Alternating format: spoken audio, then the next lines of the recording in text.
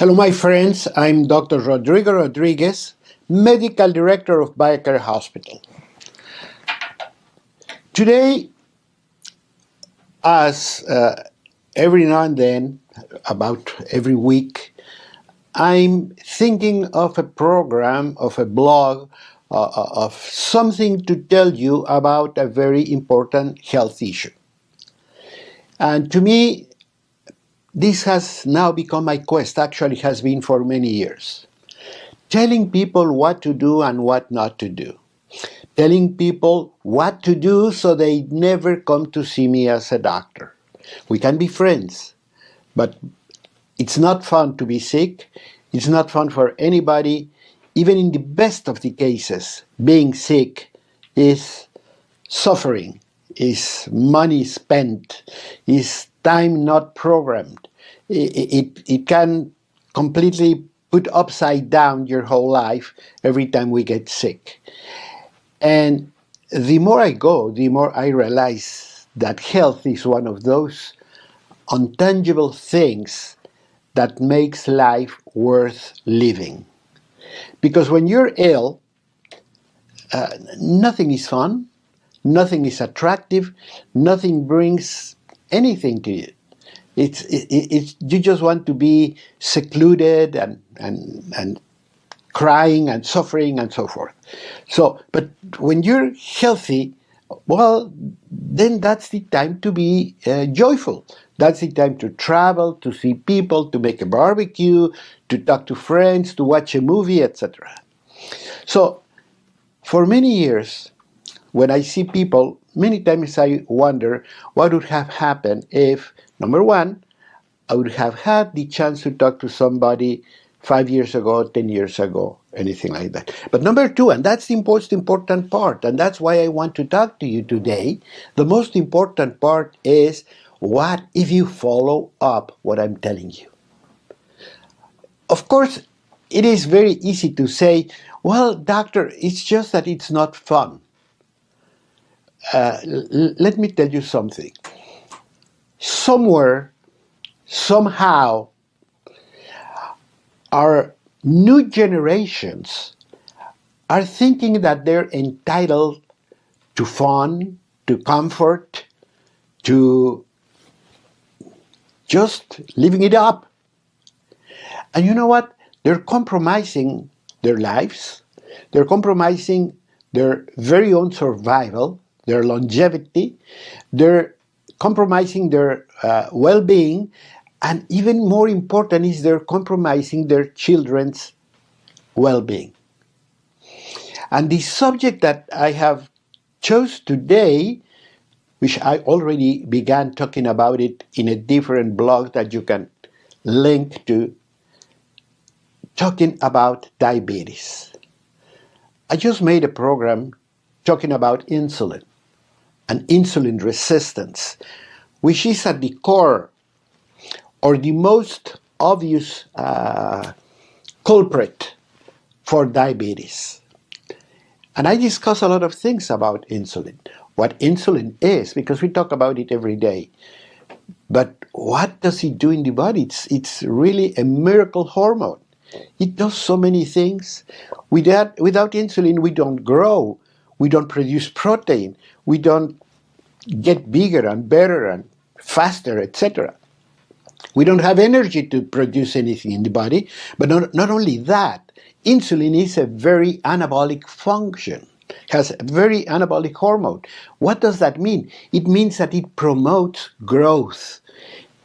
It makes the cell makes protein, your own protein, out of food components, but you can now create your own heart and muscle and brain and every single protein. Without insulin, simply there is no life. And we had the opportunity to see that in years before the beginning of insulin, where we saw people with diabetes dying of diabetes, very, very sick.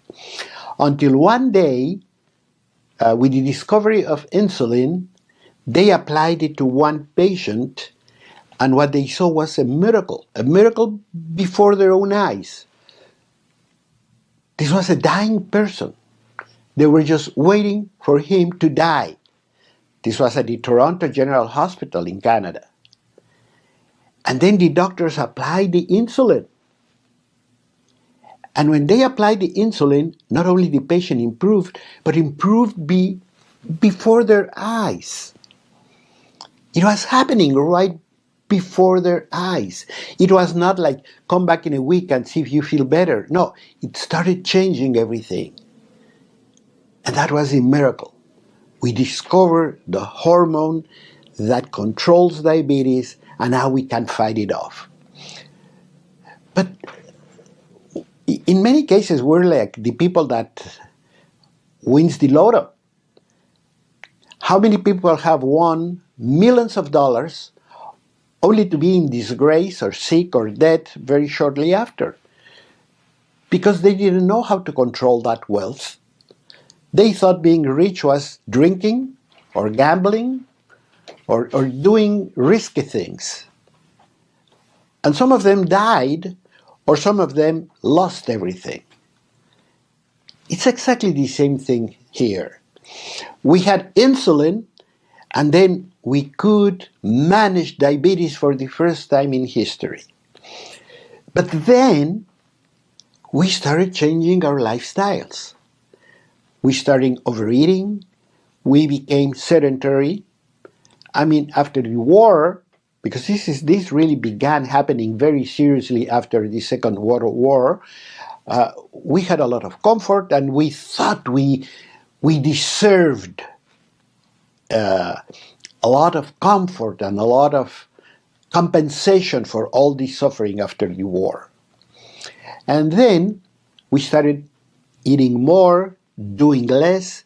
Then we got an automobile, and then we got a machine to do this, a machine to do that. And as we stopped washing our clothes or whipping our cream or doing a lot of things, our physical activity level went down and down. We didn't walk anywhere. We took an elevator, etc. And then we sat all day long, either at a desk or somewhere else. But at the same time, we had more money, so we started eating more and more and more. And this reflects very, very closely in a phenomenon that I have seen and observed through the years. When we have a child, many of us might not have had the best upbringing, economically speaking, so we had certain restrictions. So we think, well, my child is not going to go through that. So if he wants this, I'll give him this. If he wants one of these, I'll give him two, etc., etc. So we create an environment where children are overeating. Because if they want an ice cream, we give them 10 ice creams. If they want a soda pop, we buy them a case. If they, whatever, we feel many times by giving all these to children, we're being good parents. Think again. And the worst part is that in many cases, this gratification to children is out of our own guilt, because we are not spending enough time, we're not spending enough education, we're not hugging them every day, so we buy them something. And that way we buy a little bit of comfort for ourselves. Nevertheless, we started creating a problem, which is insulin resistance. Because the same way that insulin helps sugars to go into the cell to produce energy, when there's an overwhelming amount of sugar, then the insulin blocks.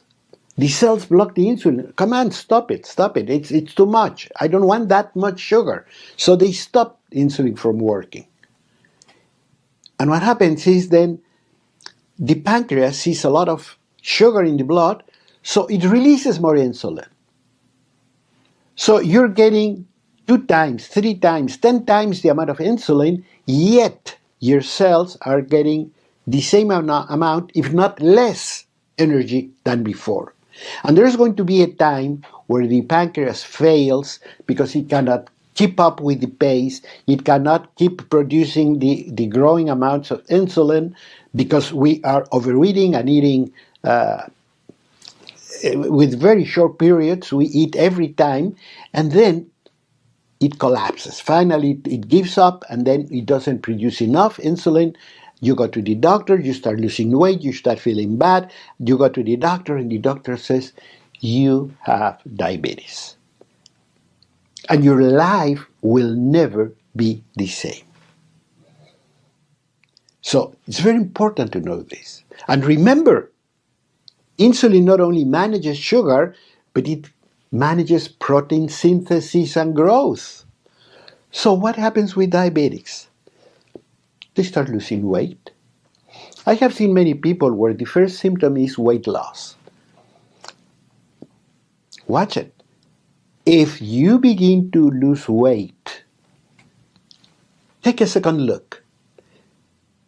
It's not always good news. Of course, we all love losing weight. But that's because we planned it, because we went on a diet, because we started going to the gym, etc. We started doing something to get rid of those extra pounds. But some people will start losing weight out of nothing, out of nowhere. And they come and they say, doctor, I haven't changed my lifestyle. I haven't changed my diet. I actually think I'm eating a little bit more. But now I have lost 6 pounds, 8 pounds. And then the next question is, are you very hungry? Because when the insulin fails, cell satisfaction fails and it demands for more food. So diabetics, an early sign of diabetes is you get abnormally hungry. And you get thirsty because that sugar in the blood is going to bring water out of the cells. And then you urinate a lot because that extra pressure in the blood vessels are going to make the kidney to eliminate more urine. So you lose weight, you are very thirsty, you are very hungry, and you urinate a lot. Go to the doctor immediately. This can be diabetes, and simple tests will tell you. Do it. Do it for yourself. But you see, once again, how important it is to be aware and vigilant of what happens in our body. And I want you to stay with me because I'm going to tell you a lot more of how things happen and how we can prevent them. Be back.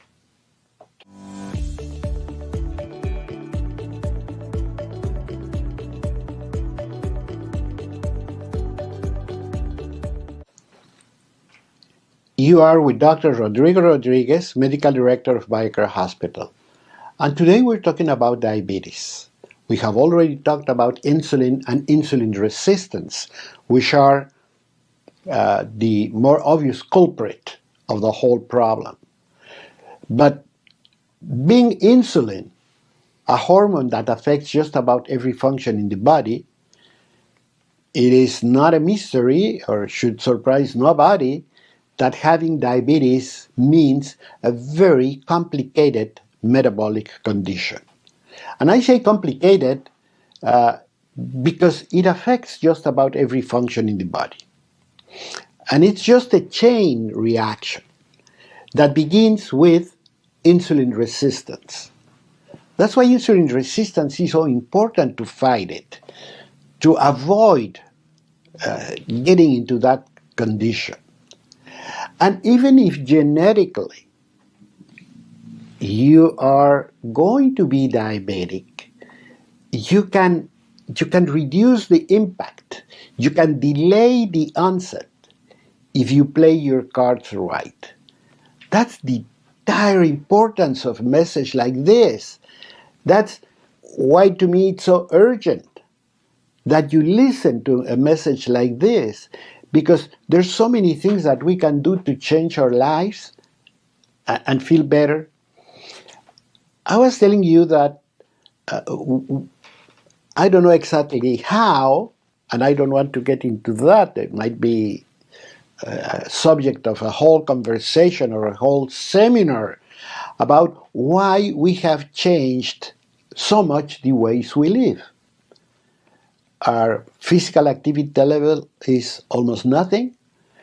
I mean, it is almost ridiculous that you have to get a sneakers and a whole outfit and go to a place because you want to do physical activity, as if you cannot have physical activity at home or at work, as if you cannot just go upstairs and downstairs and vacuum clean. And you put a vacuum cleaner that does it all while you sit and watch TV. Well, let me tell you, there is a British study that shows that vacuum cleaning, when you do it manually, consumes a lot of energy, particularly if you do it well. And what I mean by doing it well is you move furniture, you put things, you clean the drapes, etc. If you vacuum clean a room in a very thorough way, you're going to be sweating. So, but we don't do it.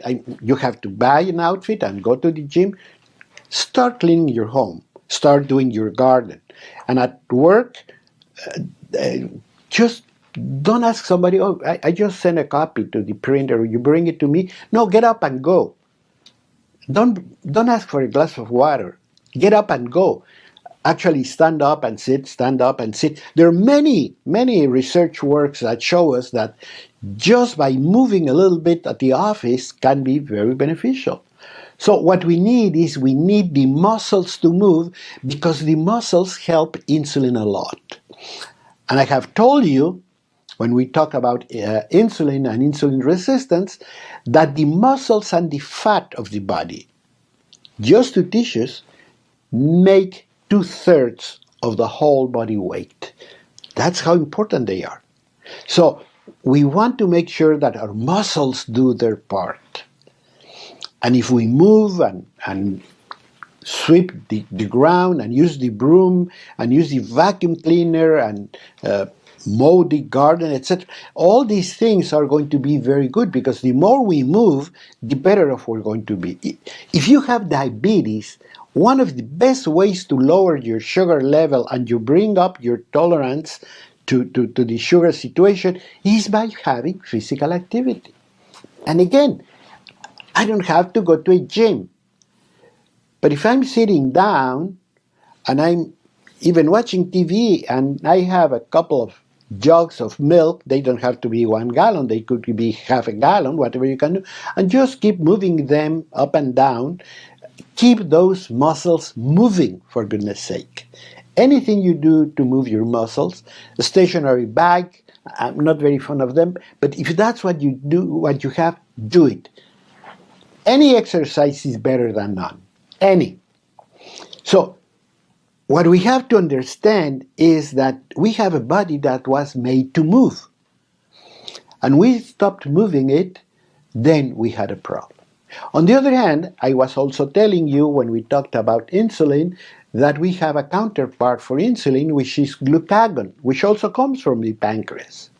So one pushes sugar into the cell, the other brings down sugar from the liver, from the fat deposits into the blood flow. When the insulin is not working. And when is not the insulin working? When we don't have food in our tummies.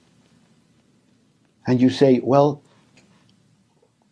I always have food in my tummies. Well, think again. What happens when you go to sleep?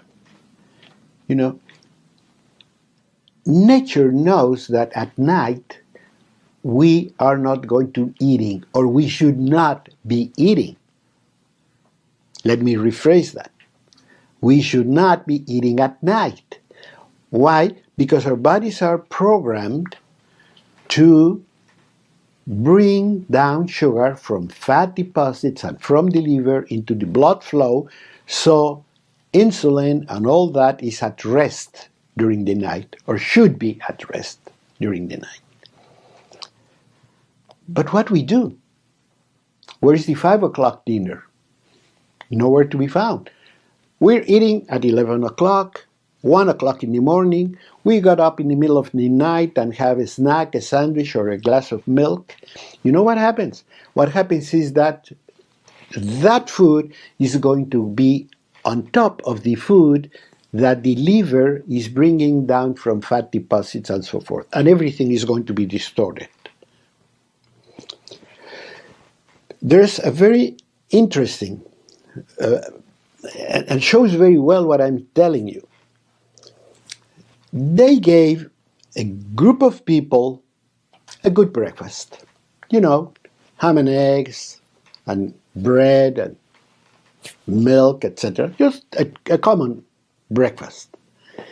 But very well measured, very well controlled. They took the sugar, the breakfast with everything in it, and then they monitor sugar afterwards. And they saw what they expected to see, that the sugar level went up, and then within 2 hours it was back to normal. That was breakfast, 8 o'clock in the morning. Then, that night, or in a different night, they repeated the same food, another breakfast, but this time at 9 o'clock at night. So they had ham and eggs, milk, etc. Exactly the same food, but at night. As expected, the sugar level went up, but within 2 hours it was almost half down. It took 4 to 6 hours to come down. Why? Because on one hand, we were putting food through our mouths, but also the liver was bringing down sugar from deposits because it was night and glucagon was at work. So we duplicated the effort for the body to get rid of all that extra sugar. And one of the problems where we build resistance is by eating too much, too frequent. I mean, we don't go hours without food. We have breakfast, we have a snack, then we have a coffee with a donut, then we go for lunch, then we have a snack, then we have popcorn, then we have this, and then we have dinner. So we're bringing food every now and then, every now and then, every now and then. This can be overwhelming to the body. And what the body does, it blocks insulin action. So we have all that extra sugar that goes nowhere. What does the liver do? Turn it into fat. I don't have to tell you that if you eat too much, too frequent, you know where that food is going to. It goes to your love handles, it goes to your whole body, you're going to gain weight, and then you're going to start damaging your whole body and the whole architecture of your body. Not only that, but once again, you're not producing quality protein because insulin is not working. So it's a lot more complicated than just a sugar level. And I have to tell you something, there's recent medical research that shows that insulin resistance can begin at the womb. If your mother during pregnancy was doing exactly what I'm telling you, eating too much, too frequent, the child is going to begin creating insulin resistant. And by the time you're born, you're already doomed. And I don't have to tell you, just go to a shopping mall and you're going to see that like parents, like children, fat. Of course, they also share the same eating habits. Thin, because they probably share some of the physical activity habits. So I'm not telling you something that's far-fetched. I'm not telling you something that is not easy to understand. The more I see it, the more I understand it.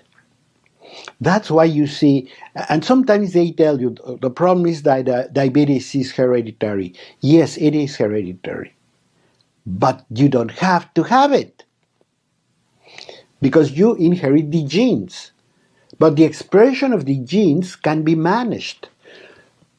So you can get away without actually developing the disease, or you can postpone the onset for years if you know how to play it right.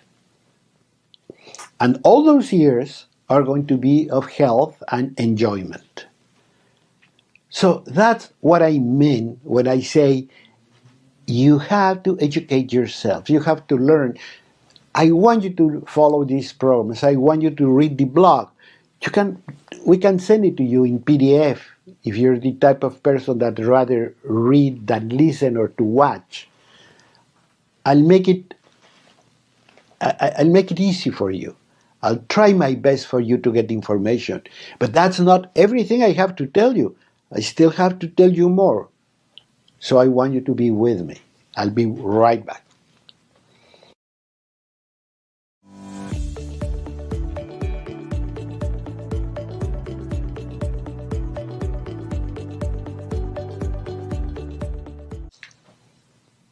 I'm Dr. Rodrigo Rodriguez, Medical Director of BioCare Hospital.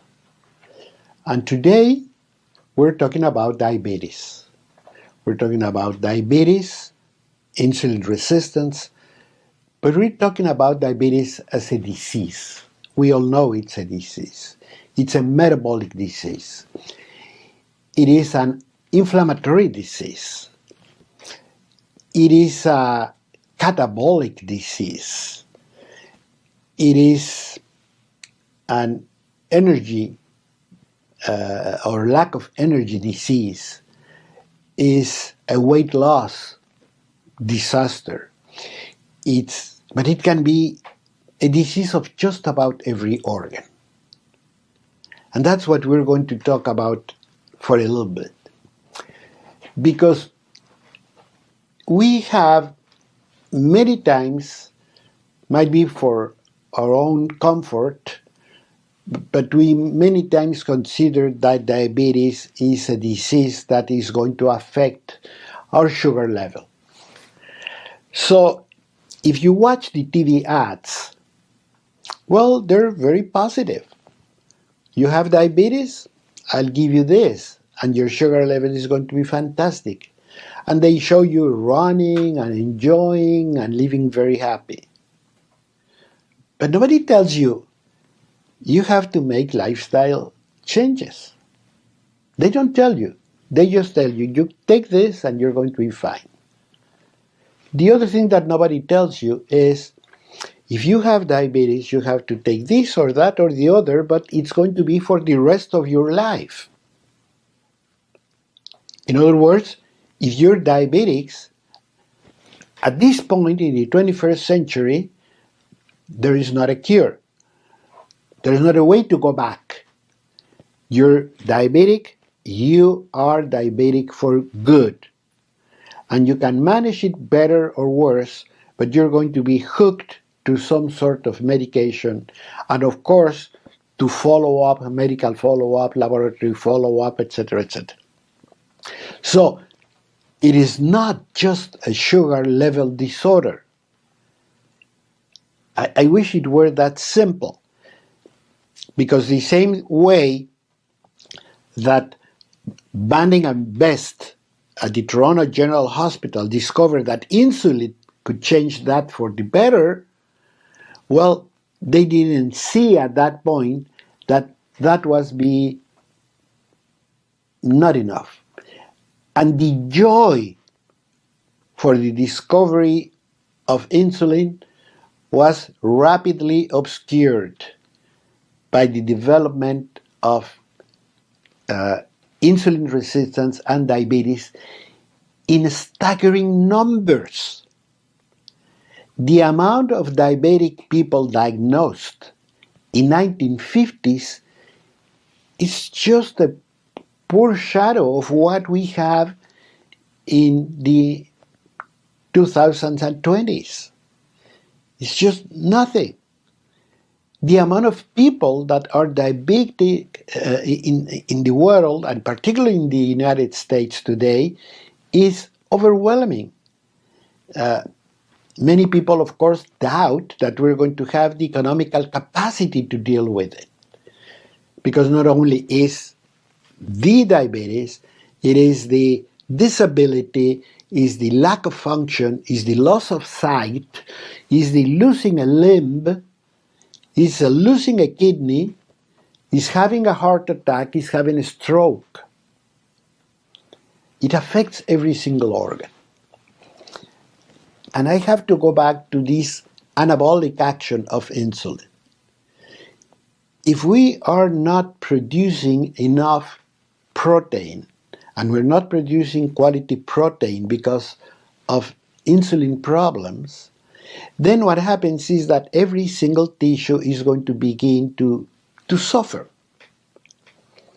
because it doesn't have the push to do what it has to do. And once again, this is protein synthesis and stimulating growth. So we cannot do that. So if you look at a person with diabetes, you're going to see how the muscle mass begins to diminish. That's why people with diabetes lose weight. Not because they're thinner, just thinner, or just because they're fitter. No, it's just because they're losing muscle mass. And as you lose muscle mass, you lose a lot of things. You lose equilibrium, you lose your gait, you lose your ability to do things, and the more you lose it, the less physical activity you can do. So it's going to be a vicious cycle in which you're going to lose more and more and more and more muscle capacity. And if you see a person with diabetes that has had it for a long time, they usually have very poor muscle masses. But that also shows in a very important organ of the body that's everywhere, the blood vessels. The blood vessels are going to suffer a lot, and they're going to suffer a lot in the lining of the blood vessels. They can get inflamed. And what happens in a pipe, if the inner part is thicker, the flow of the fluid, whatever fluid it is going to be diminished. It's going to be distorted. We lose what we call the laminar flow, in other words, the flawless flow of things. We lose it. And that creates, in turn, the possibility of having clots at different parts of the body. And as that happens, we lose, for example, perfusion to the kidneys. So the kidneys do not work that well. And what happens is that with time, we're going to start having kidney function deficiency. But the same thing happens to the limbs. And remember, when we talk about circulatory problems in the limbs, we always look at our legs. Why? Because they're very distant from the heart. Our hands, on the contrary, when the blood is pumped, they are first served because they are really readily close to the heart. But think of your foot. Your foot might be 4 or 5 feet from your heart. And not only that, the blood that goes there has to come back to the heart. And going backwards is going against gravity. So the blood coming down has a little bit of a problem. And if you have a weak vessel, you're going to see how the veins that bring this blood up cannot hold it anymore in a good way, and then they start to dilate, and you start having a lot of problems, and circulation through your lower limbs is impaired, lower blood flow with more resistance for the blood coming back up creates a huge inflammatory degenerative damage to the area, to your ankles, to your lower legs. and then you start losing tissue. You start losing tissue, and there's not a mystery to anyone that a long-lived diabetes can bring a lot of ulcers to your lower limbs. Ulcers that are very difficult to handle and that are very painful. And of course, we know that eventually that blood flow could be so impaired that you develop gangrene in one limb or the other, or both, and you end up with amputation of the lower limbs. So you lost your kidneys, you lost your limbs. What else can you lose? Well, you lose your eyesight. Because the same way we're talking about the problems of circulation, the microcirculation of the retina of the eye is very sensitive. It's fantastic. We all are a real miracle. We all a real miracle. Look at yourself in a mirror and look at your eyes and look at your mouth and look at your nose and think of you and think how you can be aware of yourself and dream and talk, etc. We are a miracle. But that miracle has to be sustained. And like in the case of the eyesight, it's very tiny little irrigation to the retina. And then we begin to lose that. And one of the problems that you're going to see with diabetic people is we start losing our eyesight. So it's going to be a domino effect. Because of course, one will make the other worse. If you have a damaged kidney, that's going to damage your eyesight. That's going to damage the blood flow to your legs. The problem in your legs will reflect in every part of your body. And the same way your eyes, your kidneys, and everything is suffering, what about your heart? You're more prone to have clots. This is a heart infarction, but you could also get them in your brain and you're going to have a stroke. So diabetes is a very complicated disease. Don't think of it as a sugar disorder. It's a completely wholesome metabolic disease of the whole body. There's not one part of your body that's not going to suffer.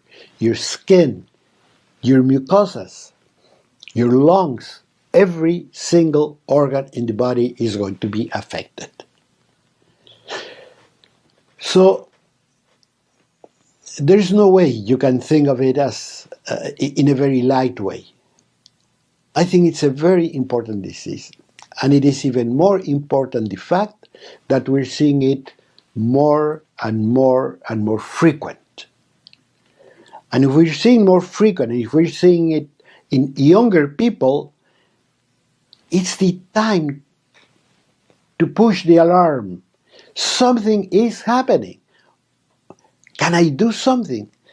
Can I change all this?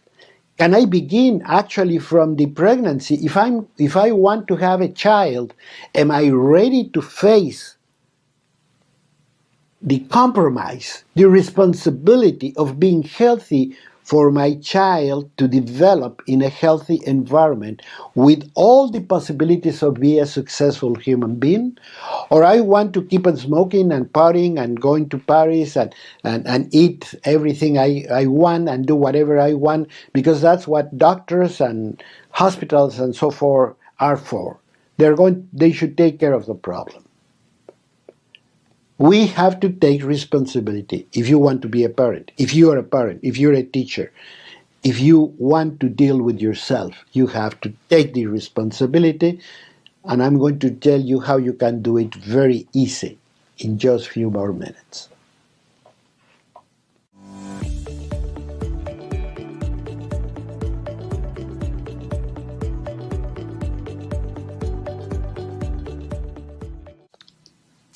You are with Dr. Rodrigo Rodriguez, Medical Director of BioCare Hospital.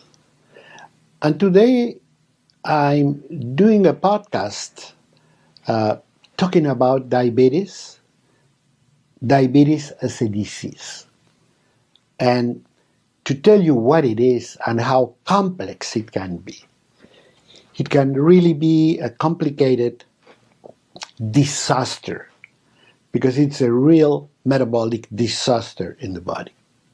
And all this information is so important that I want you to know that you can get it on a free PDF, on a free video, on a free audio, so you can share it with people. I think it's important that people know what diabetes is and go beyond the TV ads and the things that tell you if I give you this to control your sugar, you're going to be fine. No, you're not going to be fine if you only control your sugar level.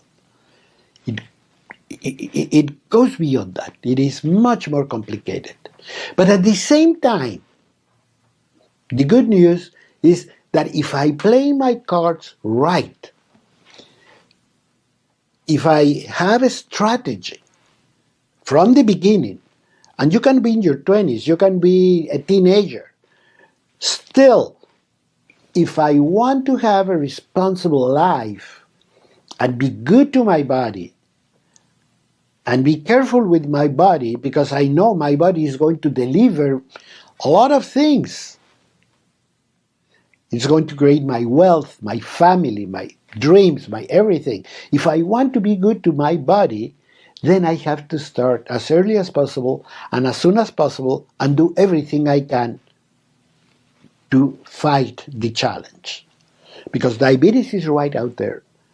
And it's growing in staggering numbers. You just have to look around. Ask people, friends, schoolmates, workmates, church members. How many of you are diabetic? How are you coping with it? So you do not want to join those numbers.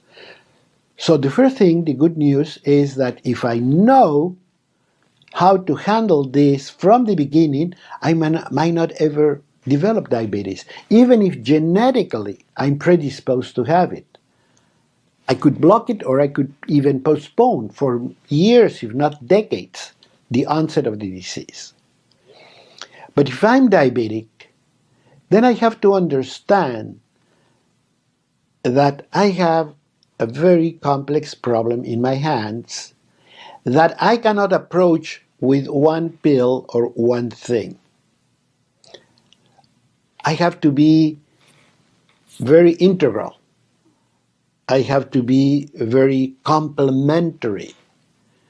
I now know that very simple things can be of great help.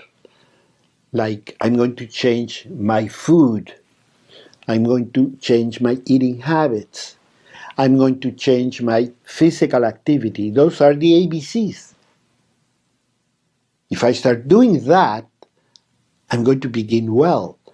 I have to avoid problems like cigarette smoking, alcohol drinking, chemicals, all these things that could be in my food supply. If I take care of all those things, once again, right in my hand, right within my reach, I'm beginning very well.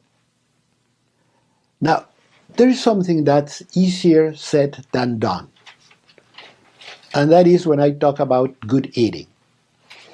I could go for 10 programs like this and just touch the surface. But there's a lot of reading. There's a lot of resources. There's a lot of videos and blogs, etc., where you can learn and learn and learn. And the more you do, the better off you're going to be. It used to be, this is a species that now it's been extinct, that we all had a housewife at home. And she made all the food for us and made sure we ate well and we ate what we should. That doesn't exist anymore. So we have to take that part in our hands, and we have to learn how. And again, easier said than done. So I ask you to join me. I ask you to follow me.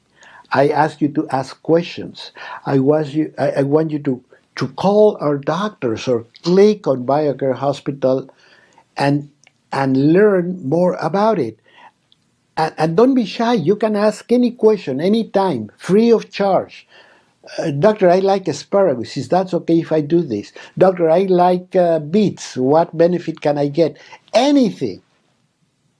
You see, there is a common saying that says that there's not such a thing as a dumb question, but there are many dumb actions. So ask a question. Even if you think it's dumb, ask a question. And that's going to help you out to learn better how to eat. We all know the ABCs: fresh, local, cook from scratch, avoid packed foods, chemically processed foods. We all know that. But you can go step by step, learn more and more. And for that, I'm at the social media of your choice. Ask a question. If you're thinking of doing something for you or for your family this Sunday, let's talk about it. I'll help you. I'll advise you. I answer personally all my emails. So don't worry. The great thing about emailing is you can ask the question whenever you want, and I can answer it the same way. I could be at home, I could be anywhere, and still answer you immediately. So don't be shy. Ask questions. But then if you have diabetes, please don't make mistakes. You have to know that you have a complex metabolic disease in your hands, a systemic inflammatory disease, that as we speak, you're losing protein, you're losing substance, you're losing energy as we speak. So the sooner you act, the better off you're going to be. I would urge you to take a look at a BioCare Health Getaway. 10 days at the hospital. You're going to be thoroughly tested. You're going to be tested also for inflammatory markers. We're going to test you for a lot of functions, immune functions, etc. So what we're going to do is review the whole condition and kickstart a program for you. That also, hopefully, will give you the commitment to change your life for better. The profit you can get from it, the benefits you can get, go well beyond your expectations. We have treated diabetic people for decades, and we're very happy to see people that either began with the mild problems that have gone through many years without any need of medication, or people with serious diseases that have gone through a very good condition, and they are improving and they're living their lives to the fullest, etc. So I want you to think of that, because this is serious. I will not be telling you to do that. The same I'm telling you, call me and I'll help you to guide you to face the problem from the prevention point of view. I'm telling you, if you have a problem, if you don't feel you're getting the progress that you think you have, then calm down. You have to calm down. You have to do it seriously. You have to do it with the doctor, with the blood tests, with the live blood, with everything. A very common problem with diabetic people, for example, is the increase in blood thickness. And that's very easily controlled with proper management and supplementation. And once the blood becomes a little bit thinner, just a little bit thinner, blood flow improves. And as blood flow improves, everything starts to change for the better. That's going to be one of our objectives, to fight inflammation, because we want those blood vessels to open up. The swelling many times you see in your legs, it's within your blood vessels. So think of a blood vessel that's inflamed, it reduces its caliber. Let's bring it back to normal, or as close to normal as possible, so blood flow can come back again. and heal. Life is in the blood, definitely. So blood is healing.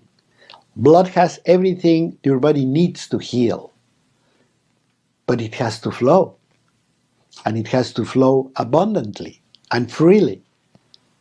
That can happen in just 10 days in a BioCare Health Getaway. If you have a vacation coming and you're diabetic, planning doing this trip, plan in being together. Let's meet. Let's talk about it. Let's start you on this program. You're going to enjoy it. This is not a hospital when you're going to be tied to a hospital bed. You're going to have a total different routine. You're going to have award-winning food. And you're going to see that having good food is enjoyable and fantastic.